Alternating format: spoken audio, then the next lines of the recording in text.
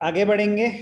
क्या पढ़ रहे थे हम? State of Indian economy on the eve of independence. क्या क्या सेक्टर्स हम कवर कर चुके हैं? एग्रीकल्चरल सेक्टर, इंडस्ट्रियल सेक्टर, और हमने पढ़ा था low level of national income and per capita income के बारे में। सिर्फ जो वो क्वेश्चन है ना, what was the state of Indian economy on the eve of independence, वो एक कंसोलिडेटेड क्वेश्चन है। वो तब आप आंसर बेटर कर पाएंगे जब आप सारे सेक्टर्स की स्टेट के बारे में पढ़ लेंगे। Okay sir. हर एक सेक्टर के बारे में एक एक दो दो लाइंस आती हैं। वो एक कंसोलिडेटेड क्वेश्चन है once we have finished the chapter. Okay sir. चल, नेक्स्ट सेक्टर, फॉरेन ट्रेड। ये एक लौता सेक्टर था जो ब्रिटिश रूल में नॉर्मल से भी बेटर परफॉर्म कर पा रहे थे हम जिस सेक्टर में। ध्यान से देखना व्हाई। अब कुछ चीजें आपको हेल्प करेंगी। बीओपी, बैलेंस ऑफ पेमेंट, क्या होता है अनुष्का?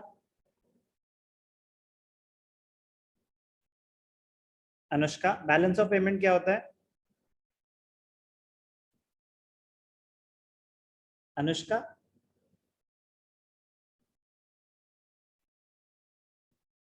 शौर्य, बैलेंस ऑफ पेमेंट क्या होता है? Sir, it is an accounting statement which is. कुछ सुनाई नहीं दे रहा, वेरी लो वॉल्यूम।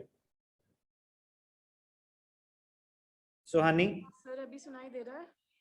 कम है, आप आराम करो, बहुत धीरे है आपके पास।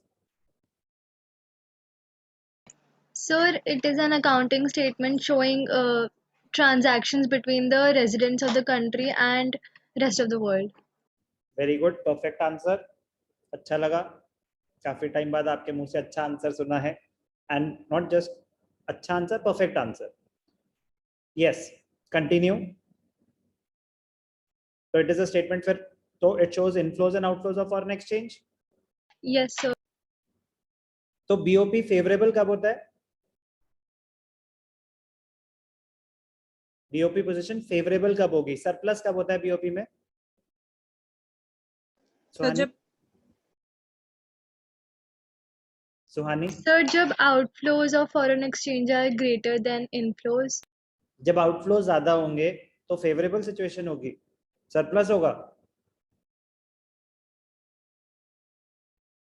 Sir, उल्टा इसका. बिल्कुल उल्टा, सही जवाब। When inflows are more than the Yes, sir. outflows। सोच समझ के दो ना, इतना अच्छा आंसर दिया था आपने पहले। तो yes, when inflows are more than the outflows, there will be a surplus in BOP, and deficit when outflows are more than the inflows। Clear? Yes, sir. आज की डेट में आपके हिसाब से हम सरप्लस में है, डेफिसिट में है as on date?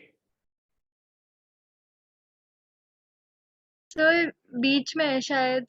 Deficit, Deficit में है ज़्यादा. डेफिसिट है। Okay, sir. ओके, अब ध्यान से देखना, at the time of independence क्या हालात थे फॉरेन ट्रेड के? ध्यान से देखना।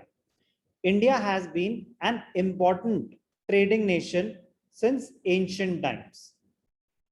However, restricted policies adopted by the colonial government adversely affected the structure, composition, and volume of India's foreign trade. It adversely affected the structure of foreign trade, structure of BOP, composition. क्या reasons हैं inflows के, क्या reasons हैं outflows के, volume. The state of India's foreign trade during the British rule is discussed as under number 1, exporter of primary products and importer of finished goods. Exporter of primary products, primary products मतलब raw materials, तो raw material के हम exporter बन गए थे, and importer of finished goods. India became an exporter of primary products such as raw silk, cotton, wool, sugar, indigo, cash crops हैं ये सब, jute, and an importer of finished consumer goods like cotton, silk, and woolen clothes. Capital goods like light machinery produced in British industries. Exporter of primary products, importer of finished products. Monopoly control of British rule. Foreign trade को कौन control कर रहा था? British government. British government maintained a monopoly control over India's exports and imports. More than half of India's foreign trade was restricted to Britain, while the rest was allowed with few other countries like China, Ceylon, and Persia. Majority, more than half of India's foreign trade was restricted to Britain. Important point है. The opening of Suez Canal in 1869 served as a direct route for the ships operating between India and Britain. Important point है. Monopoly of British rule. Majority of India's foreign trade was with Britain. वो ऐसा चाहते थे, हम नहीं. Drain of Indian wealth during the British rule. Under the British rule, India became an exporter of primary products and an importer of finished goods. There was huge export surplus due to excess exports. Huge export surplus मतलब favorable balance of trade, BOT. याद है balance of trade, Suhani? Anushka, trade balance याद है? Yes, sir. Yes, याद sir. है. Trade balance का formula क्या होता था? Value of Exports of goods minus import of goods. Correct, value of goods exported minus value of goods imported. तो उस टाइम पे हमारे एक्सपोर्ट ऑफ गुड्स ज्यादा थे और इंपोर्ट ऑफ गुड्स रिलेटिवली कम थे, वॉल्यूम वाइज, वैल्यू वाइज. तो there was a surplus in the balance of trade.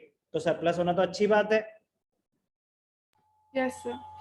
But वो सरप्लस यूज कैसे होगा वो डिटरमिन करेगा ना कि हमारा फायदा हुआ या नुकसान. सरप्लस तो जनरेट हो रहा था, but export surplus was used कहां पे? Number 1, to make payments for expenses incurred by office setup by the colonial government in Britain. यहां के पैसे यूज हो रहे थे वहां की पेमेंट्स करने में. ब्रिटिशर्स अपनी पेमेंट्स करने में इंडियन के जो रिजर्व्स यूज हो रहे थे, क्रिएट हो रहे थे एक्सपोर्ट सरप्लस की वजह से, इंडिया पे खर्च नहीं हो रहे थे. To meet expenses on war fought by the British government, to import invisible items. Invisible items किसे बोलते हैं? सर्विसेज. एक्सपोर्ट सरप्लस तो जनरेट हो रहा था, बट इंडिया की ग्रोथ पे यूज नहीं हो रहा था. तो foreign trade, state of Indian economy, it became an exporter of primary products, importer of finished goods. Monopoly control of British rule. Majority of the trade, more than 50% of the trade was done with the British government. Drain of Indian wealth during the British rule. Although we were able to create a surplus because exports were more than the imports, but the export surplus, it was not used for the growth of Indian economy, but to meet expenses of the British government and import of invisible items. ध्यान से देखना Suez canal में क्या हुआ था. ध्यान से देखना एक छोटा सा एग्जांपल, उससे आपको ना रिटेंशन कहीं बेटर होगी. सुएज कैनाल जब बना था कब? 1869 में. तो कैसे ट्रेड रूट बहुत छोटा हो गया था, ब्रिटिशर्स का फायदा हुआ था उससे. ध्यान से देखना. अब ध्यान से देखना सुएज कैनाल से एडवांटेज क्या हुई थी. पहले रूट क्या था? जो लंदन से पूरा घूम के इंडियन ओशन के थ्रू आना पड़ता था. सुएज कैनाल जब ओपन हुआ तो रूट कितना ज्यादा शॉर्ट हो गया दिख रहा है. पहले था 19,800 किलोमीटर्स. सुएज कैनाल ओपन होने के बाद 11,600 किलोमीटर्स. क्या हम तड़प रहे थे उनके साथ ट्रेड करने के लिए? No, sir. नो. वो चाहते थे, उनका पर्सनल मोटिव था. उन्होंने अपनी एडवांटेज के लिए ये सारे रूट्स ओपन करे थे, फायदा उनका हुआ था. तो कितना ज्यादा फर्क पड़ा था 19,800 किलोमीटर से 11,600 किलोमीटर्स. तो ध्यान से देखना. Trade through Suez canal. Suez Canal is an artificial waterway running from north to south across Isthmus of Suez in northeastern Egypt. यहां से स्टार्ट होके आर्टिफिशियली क्रिएट करा गया था, खुद क्रिएट, मतलब जैसे ये तो नेचुरल बॉडीज है ना, पानी में से होते हुए आ रहे हैं, तो नेचुरल बॉडीज है, किसने क्रिएट थोड़ी ना करी है, ये रूट मैन मेड था. The opening of Suez canal in 1869, date याद रखनी पड़ेगी, ईयर, डेट तो नहीं, year. It reduce the cost of transportation and made access to the Indian market easier. The canal provided a direct trade route for ships operating between Britain and India and avoided the need to sail across Africa. Transportation cost drastically reduced हुई थी.